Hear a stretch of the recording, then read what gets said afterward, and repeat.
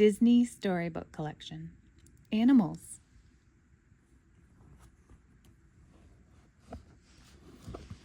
A delicious duo. Ratatouille.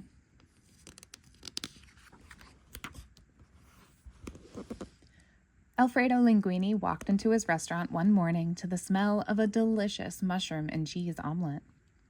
He entered the kitchen to find his friend Remy cooking up a wonderful breakfast for the two of them. "What a great surprise! This looks really good," Linguini said. As they ate, Remy noticed his friend was quieter than usual. "This surprise reminded me that today is Colette's birthday," Linguini said with a sigh. "And I have no idea what to get her. Maybe some flowers? Or a hat? Or..." Remy thought they could make Collette a nice meal for her birthday. So he picked up his favorite cookbook.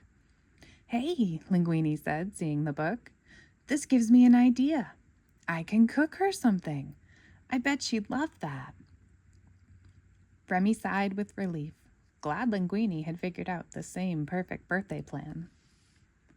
Linguini landed on a recipe he thought even he could cook: scoglio, a seafood pasta. Remy nodded and began running around the kitchen collecting the ingredients they'd need. Whatever he didn't find, Linguini wrote on a list to take to the supermarket. Linguini also added a note to get flowers. Remy thought that idea was pretty good, too. Once Linguini had the final list, he headed for the door. "Thanks for your help, little chef." Remy jumped up on his ladder, ready to join Linguini. "I really appreciate all your help," Linguini said, "but since this is a special gift from me to Collette, I think I want to do this on my own." But when he got to the supermarket, he saw there were 10 ingredients needed, just for the pasta sauce. Linguini headed down the closest aisle and saw pre-made jars of pasta sauce.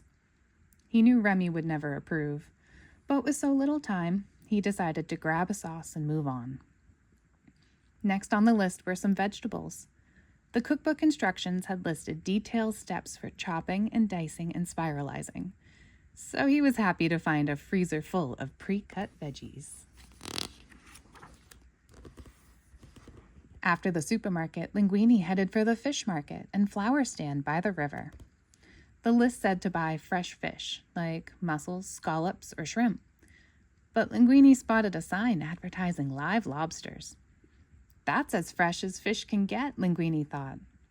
He bought the largest lobster at the fish market, quickly grabbed a bouquet of flowers, and was on his way. When Linguini returned to the restaurant, Remy was shocked to see that he'd hardly followed the list at all. But Remy knew that a good chef could make a great meal out of any ingredients, so he hopped up on the counter and began to revise the dinner plan. "Whoa, what are you doing?" Linguini asked. "I've got it from here. Why don't you sit down and relax?" Half an hour into cooking, Linguini was a little surprised everything was going so smoothly, until he turned around to see Remy testing the sauce. "Little chef," Linguini exclaimed, "I know you're just trying to help, but I really want to do this by myself. I just want to try." Remy understood.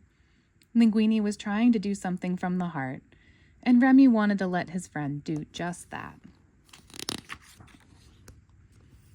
With Remy gone, Linguini tried his best to pay extra close attention to what he was doing, but things quickly fell apart.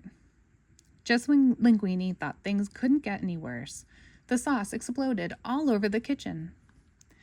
Linguini sank to the floor and called for his friend. "Little chef." Remy ran into the kitchen and sat down next to Linguini.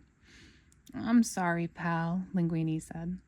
"I wanted this gift to be from me to her, but I think we'll create something even more special together. Would you help me finish cooking? Collette deserves a great meal on her birthday, and I know with your help we can make one."